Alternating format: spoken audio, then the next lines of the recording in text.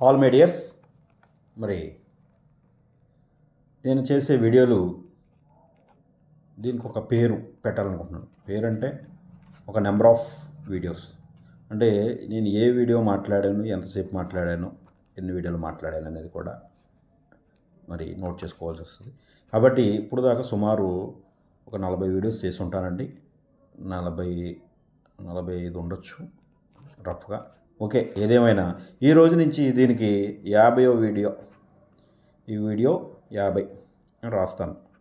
Okay, ఇక్కడ నుంచి note చేసుకోండి. గతంలో ఎన్ని చేశాను కరెక్ట్గా లెక్కించలేదు. కొన్ని సేవింగ్ చేశాను, కొన్ని అమౌంట్ డిలీట్ కూడా అయినాయి మొబైల్ మార్చడం వల్ల. ఓకే, 50వ వీడియో అనుకోండి. ఈ 50 అనేది నేను ఇప్పుడు ఇందులో యూట్యూబ్లో అప్లోడ్ చేస్తాను 50వ వీడియో అని.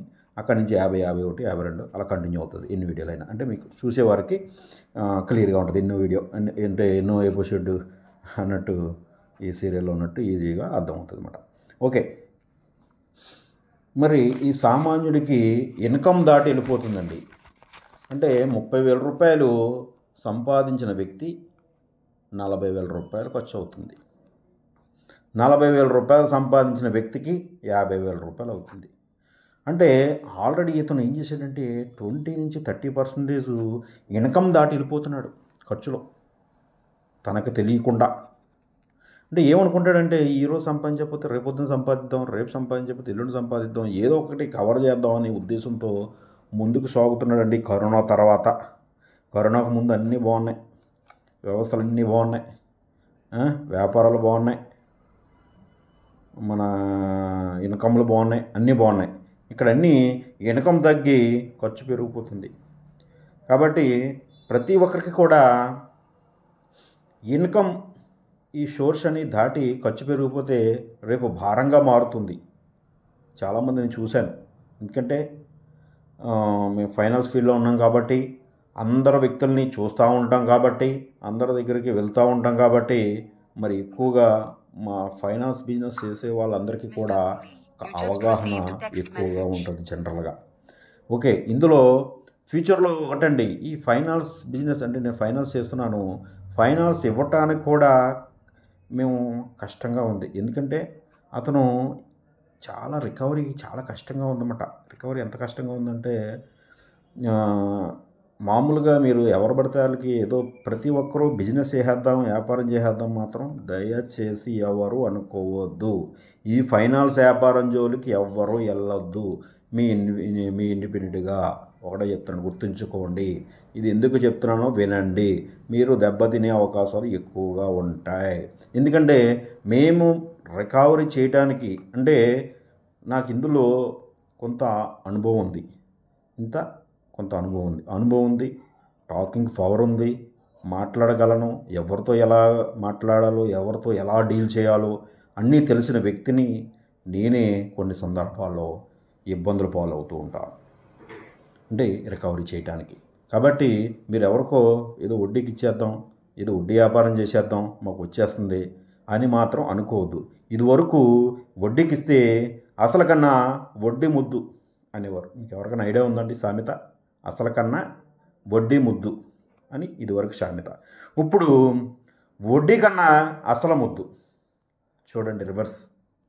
తెలుసా మీకు ఎవరికన్నా? వడ్డీ కన్నా అసలు ముద్దు అంటే నాకు వడ్డీ రాకపోయినా పర్లేదురా స్వామి, అసలు వస్తే చాలు, అసలు నా దగ్గర ఉంటే చాలు, అసలు ఎవరికన్నా ఇవ్వకుండా ఉంటే ఇంకా చాలు అని ఇంకా మంచి ఉపయోగం. ఓకే, ఇందులో చూడండి. కాబట్టి మీరు ఏదో చిల్లరగా ఆడుకో లక్ష, ఈడుకో లక్ష అలా ఇచ్చేసి, లేదా డైలీ చీట్లు చేసేద్దాం, వారం చీట్లు చేసేద్దాం, ₹1,00,000 చీట్లు నడిపేద్దాం అని మీరు సొంతంగా వ్యాపారం చేసేసి ఇబ్బందులు పాలు అవ్వకండి. క్లియర్గా చెప్తున్నాను. రేపొద్దున్న మీరు ఇచ్చి తర్వాత ఇబ్బంది పడి మీరు కష్టపడిన డబ్బు వేరే చోట బ్లాక్ అయితే మీకు ఇబ్బందికరంగా మారే అవకాశాలు ఎక్కువగా ఉంటాయి. కాబట్టి ఒకటే చెప్తున్నానండి, మీరు ఇన్వెస్ట్మెంట్ చేయండి. ఈ ల్యాండ్స్ మీద, లేకపోతే ఈ గోల్డ్ మీద, వీటి మీద ఇన్వెస్ట్మెంట్ చేసుకోండి. ఎందుకంటే ఓవరాల్గా మీరు బయట ₹2 వడ్డీకి ఇచ్చినా ఈ ₹2 వడ్డీ ఏంటండి బ్రహ్మాండంగా తెచ్చిపెడుతుంది. మీకు స్థలం తేలేదా? ₹2 వడ్డీ తేదా అండి? రూపాయల వడ్డీలు తెచ్చింది ఉంది, 10 రూపాయల వడ్డీలు తెచ్చేది ఉంది, 100 రూపాయల వడ్డీ తెచ్చేది ఉంది, ఉన్న సందర్భాలు ఉన్నాయి. రూపాయికి 1000 రూపాయలు తెచ్చిన సందర్భాలు కూడా ఉన్నాయి. కొన్ని వీడియోలు నేను స్టేటస్లో పెడుతూ ఉంటాను. ఎక్కడో హైదరాబాద్లో 3 లక్షల రూపాయలు కొన్న సైటు 6 కోట్లు అయిందంట. అంటే ఎన్ని రెట్లు పెరిగింది? మొన్న మురళీమోహన్ చెప్పాడు, ఎవడో 3 లక్షల రూపాయలు పెట్టుబడి పెడితే అది 2 కోట్లు 3 కోట్లు అయిందని చెప్పాడు. అంటే చూడండి, మనం ఈ వడ్డీకి ఇచ్చింది ఇక్కడ నికరం లేకపోవచ్చు. ఈ వడ్డీకి ఇచ్చింది మనకు నికరం కాదు వచ్చేంత వరకు కూడా.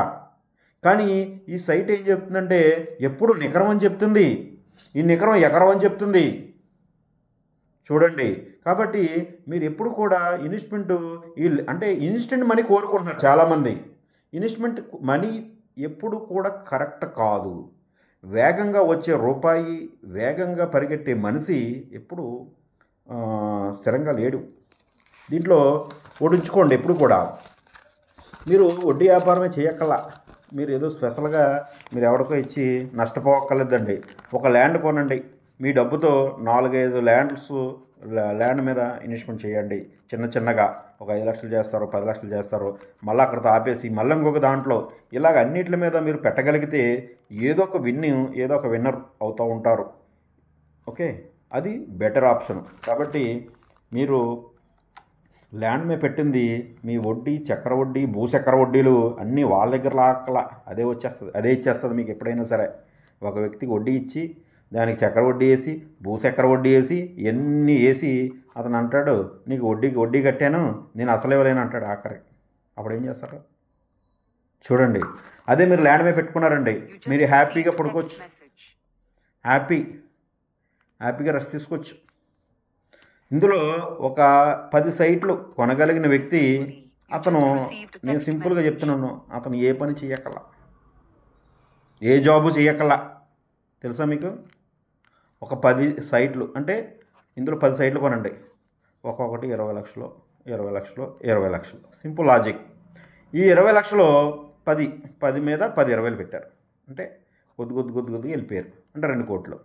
ఓకే, ఈ 20 లక్షలు పెరిగింది ఒక 40 లక్షలు అయింది అనుకో, దీన్ని నమ్మేయండి. ఎన్నాళ్ళు పెరుగుతుందండి? ఒక 2-3 ఇయర్స్కి. అందులో 20 లక్షలు ఇన్కమ్ వచ్చింది, హ్యాపీ, ఎంజాయ్ చేయండి. ఇప్పుడు మనం అలా ఖాళీగా కూర్చోం కదా, ఎంతో కొంత మనం బిజినెస్ లేదా జాబ్ ఏదో ఒకటి చేస్తూ ఉంటాం జనరల్గా. కాబట్టి మనకి ఇవన్నీ కూడా వాల్యుబుల్. ఇవన్నీ కూడా ఒకటికి ఇచ్చింది అది తిరిగి వస్తుందో రాదో మనకు పూర్తిగా తెలియకపోవచ్చు.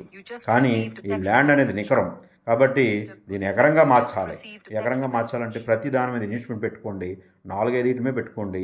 ఎన్నిటి మీద పెడితే అంత మీరు తెలివైన వారు, అది స్థిరమైన వారు. ఎందుకంటే మనం 10 మీద పెడితే 10 రకాలుగా ఇన్కమ్ వస్తుంది. ఏదో ఒకదాని మీద ఎవడో అంటాడు నేను సైట్ కొన్నానండి, నాది ఇంకా పెరగలేదండి అంటాడు. పెరుగుతుంది, ఎందుకు పెరగదు? కాకపోతే ఏం చేస్తారంటే టైం బాగోదు, లేకపోతే అక్కడ ఏదో ఒకటి అడ్డు కొన్ని వస్తూ ఉంటాయి. ఆ ఏరియా డెవలప్మెంట్ స్లోగా అవుతుంది కొన్ని ఏరియాల్లో, లేదా ఆ ఏరియాలో ఎవడో ఇంకా కొండో. ఇది మొదలెట్టేటోడికి ఒక 4 సంవత్సరాలు 5 సంవత్సరాలు 10 సంవత్సరాలు పట్టిన లేఅవుట్లు ఉన్నాయి. కాబట్టి నువ్వు ఇదే సైటు 1 కోటి రూపాయలు పెట్టి దీనికోసం ఎదురు చూసే కన్నా ఇదే 1 కోటి రూపాయలతో 10 సైట్లు కొంటే 10 ఏపుల నుంచి నువ్వు ఆలోచించవచ్చు. చూడు లాజిక్, నెంబర్ 1 పాయింట్ కదా. ఒకే సైటు 1 కోటి రూపాయలు పెట్టుకొని దీనికోసం ఏడిసే కన్నా 10 సైట్లు 10 మీద పెట్టుకొని హ్యాపీగా ఉండు. ఏదో ఒకటి పెరుగుతుంది నీకు, ఏదో పక్క నుంచి వస్తూ ఉంటుంది, ఏదో ఒకటి ప్లస్ అవుతూ ఉంటుంది. 10 ఏరియాలో కొను, అది నెంబర్ 1 పాయింట్ అన్నమాట. దాని మించింది ఇంకేమీ లేదన్నమాట. కాబట్టి ప్రతి ఒక్కరు కూడా ఇందులో ఈ ఫైనాన్స్ బిజినెస్ కూడా ఉండకుండగా నాకు తెలుసున్న మట్టికి తీసుకున్న వారు అందరూ కూడా, అంటే ఎలా అంటున్నాను కాదండి, వారికి ఇన్కమ్ మించి దాటి వెళ్ళిపోతుందని చెప్పాను ఇందాక.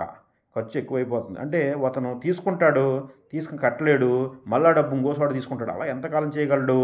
అలాగా అతను ఇబ్బందులు పాలవుతున్నాడు. ఈ ఫైనాన్స్ ఇచ్చేవారు మిగతా ఫ్యూచర్లో కష్టకాలం అని చెప్పుకోవచ్చు. ఎందుకంటే కొత్తగా చేసేవాళ్ళు ఫైనాన్స్ వాళ్ళు మరీ జాగ్రత్తగా ఉండాలి. మాకంటే పాత వాళ్ళు కాబట్టి మేము కొంచెం అవగాహన చూసుకుని చేసుకుంటూ ఉంటాం. కానీ మేము కూడా కొంత ఆల్రెడీ ఒక 50% వరకు మేము డైవర్ట్ చేసుకుంటున్నాం ఈ పొలాల మీద ఈ బిజినెస్ మీద ఇన్వెస్ట్మెంట్కి డైవర్ట్ చేసుకుంటున్నాం. అలాగే ఇంకా 50% మాత్రమే ఉంది. ఇది కూడా రాబోయే 2-3 సంవత్సరాల్లో మొత్తం మేము డైవర్ట్ చేసుకుని ఈ పొలాలు మాత్రమే వీటి మీద మాత్రమే మేము ఇన్వెస్ట్మెంట్ అనేది పెట్టడానికి సిద్ధంగా ఉన్నాం. ఎందుకంటే ఈ ఫైనాన్స్ బిజినెస్ కానీ బయట ఎవరికైనా అప్పు ఇవ్వటం కానీ దానంట వేస్ట్ ఇంకేమీ లేదండి. ఎందుకంటే అతను ఇబ్బందులు పోలై మనం ఇబ్బంది అయ్యి మన డబ్బు ఇచ్చి విరోధం పొంది ఇవన్నీ వేస్ట్ అనిపిస్తుంది నాకు కూడా. కాబట్టి ఈ ల్యాండ్ మీద ఇన్వెస్ట్మెంట్ పెట్టుకుంటే ఒక 5 సంవత్సరాలకైనా 10 సంవత్సరాలకైనా సరే మనకి ఇబ్బంది ఏం లేదండి. ఈ శ్రీగంధం మీద ఇన్కమ్ వస్తుంది, డబుల్ ఇన్కమ్ వస్తుంది. ఇప్పుడు మనకు ఒక శ్రీగంధం చెట్టు ఒక 2 లక్షల రూపాయలు మార్కెట్లో ఈ రేట్ అనేది నడుస్తుంది. మనకి 12 సంవత్సరాలు మనం మెయింటెనెన్స్ చూసుకున్నా కానీ ఎలా లేదన్నా ఎకరాకి 5-6 కోట్ల రూపాయలు ఇన్కమ్ వస్తుంది. కాబట్టి ఇక్కడ ల్యాండ్ కూడా వాల్యూ పెరుగుతుంది. ఇప్పుడు ఆల్రెడీ ఒక ఆయన చెప్పాడు మొన్న, ఇటు ఒంగోలు సైడు ఈ నెల్లూరు ప్రకాశం జిల్లాలన్నీ కూడా డెవలప్మెంట్ అయ్యే స్పీడ్గా అవకాశాలు ఎక్కువగా ఉన్నాయని. అది మాత్రం కరెక్ట్. ఎందుకంటే ఇప్పుడు కాకపోయినా తర్వాతనే అవుతుంది. ఎక్కడైతే డెవలప్మెంటు స్లోగా ఉందో, ఎక్కడైతే రేట్లు తక్కువగా ఉన్నాయో అక్కడ స్పీడ్గా అయ్యే అవకాశాలు ఎక్కువగా ఉన్నాయండి. ఎందుకంటే ఒక ఇండస్ట్రీ వచ్చింది, ఏం కోరుకుంటుందో తెలుసా అండి మీకు? ₹1,00,00,000 ఎకరం పెట్టి కొందండి. ఒక ఫ్యాక్టరీ వచ్చింది, ₹1,00,00,000 పెట్టి కొందో ఎకరం 20 లక్షలు, 30 లక్షలు, 40 లక్షలు చూస్తుంది. అంటే ఎంత అక్కడ ఉన్న బడ్జెట్ లోపలికైనా ఇబ్బంది ఏముంది, ఓన్లీ ట్రాన్స్పోర్ట్ అవుద్ది. కానీ అక్కడికి కావాల్సిన 100 ఎకరాలు కొంటారు. కాబట్టి ఒక ఇండస్ట్రీ ఏం చేస్తుందంటే తక్కువలో చూసుకుంటుంది అనమాట. ఆ తక్కువలో చూసుకుని లో బడ్జెట్లో కొనడానికి ట్రై చేస్తూ ఉంటుంది. కాబట్టి అటు సైడు మనకి ఈ డెవలప్మెంట్ అనేది కూడా స్పీడ్గా అవుతుంది. కాబట్టి మిత్రులందరికీ ఒకటే చెప్తున్నానండి, మరి ఫ్యూచర్లో ఎప్పుడైతే ఈ ఫైనాన్స్ సెక్టార్ కిందకి పడిపోతుందో రియల్ ఎస్టేటు స్పీడ్గా అమాంతంగా పెరిగిపోతుంది. ఎందుకు పెరిగిపోతుందంటే ఈ ఫైనాన్స్ సెక్టర్ అంటే డబ్బులు ఉన్నవాడు, సపోజ్ నా దగ్గరే ₹1,00,00,000 ఉన్నాయి. ఈ ₹1,00,00,000 నేను ఏం చేస్తానంటే ఫైనాన్స్ చెప్పాలి, నేను ఫైనాన్స్ బిజినెస్ తప్ప నాకు ఇంకేం తెలియదు అనుకోండి. ఈ ఫైనాన్స్ చెప్పాలంటే ఆల్రెడీ బాగాలేదు వ్యాపారం, అది నేనే చెప్తున్నా. ఓకే, అది అయిపోయింది. మరి దీంతో ఏం కొనాలండి? బంగారం కొనాలి. ఓకే, బంగారం అంటే నాకు కావాల్సినంత ఉంది, ఇంకా అవసరం లేదు. ఓకే, ఎందుకంటే అక్కడి నుంచి మళ్ళీ దొంగల భయం ఇవన్నీ నేను క్యారీ చేయలేను, నాకు అంత ఓపిక లేదు, అంత ఆలోచన కూడా లేదు. ఓకే, అది అయిపోయింది. మరి ఇప్పుడు నేను ఏం కొనాలండి? ఏం కొనాలి? ఇప్పుడు నా దగ్గర బంగారం ఉంది, అన్నీ ఉన్నాయి నాకు అనుకోండి, ఉన్నాయి ఆల్రెడీ, వాస్తవం కూడా ఉన్నాయి, అన్నీ ఉన్నాయి. ఇప్పుడు ఏం చేయాలి? నేను భూమి కొనాలి. ఈ భూమి మరి ఎన్ని ఎకరాలు ఉన్నా మనకి ఇబ్బంది ఏముంది? ఇబ్బంది ఏం లేదు. కాబట్టి నేను భూమిని లైక్ చేస్తున్నా ఈ రోజు నుంచి. ఓకే, కాబట్టి మంచి ఇన్కమ్, రేపొద్దున ఫ్యూచర్ ప్లానింగ్, ఇవన్నీ నెంబర్ 1 భవిష్యత్. మీ డబ్బు ఎక్కడికి పోదు, ఎవడో పట్టుకెళ్ళడు, ఎవడో దోసుకెళ్ళడు. కాబట్టి ఈ ల్యాండ్ మీద ఇన్వెస్ట్మెంట్ పెట్టండి. చాలామంది డబ్బులు వచ్చిన తర్వాత ఏదో చేద్దాం, ఇందులో స్కీమ్ కట్టిన తర్వాత ₹1,00,000 వచ్చేస్తుంది, ₹2,00,000 మనం కట్టేసామని చెప్పి ఈ డబ్బును పట్టుకెళ్ళి మళ్ళీ ఇంకొక దాంట్లో పెట్టి అతను నష్టపోతూ ఉన్నాడు. కాబట్టి ఏదైతే మన గోల్ ఉందో దాని మీద మాత్రమే దృష్టి పెట్టండి ప్రతి ఒక్కరు కూడా.